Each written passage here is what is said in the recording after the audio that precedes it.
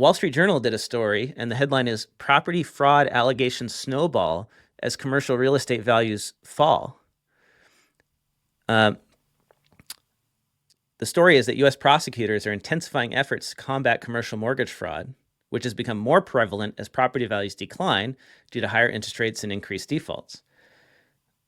What is this fraud? It's when landlords inflate building financials and valuations to secure larger loans. Why do they do that? Because they're trying to keep afloat, right?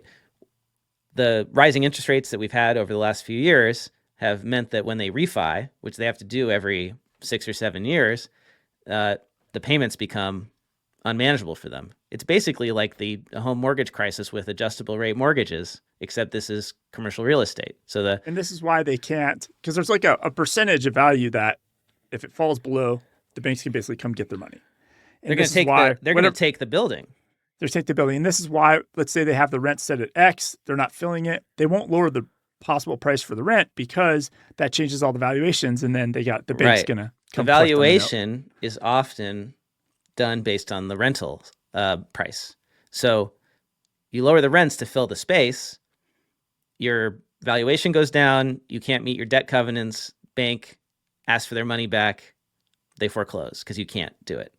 So that's why rents have stayed high, even though there's like half of all commercial real estate in this country is empty. Yeah.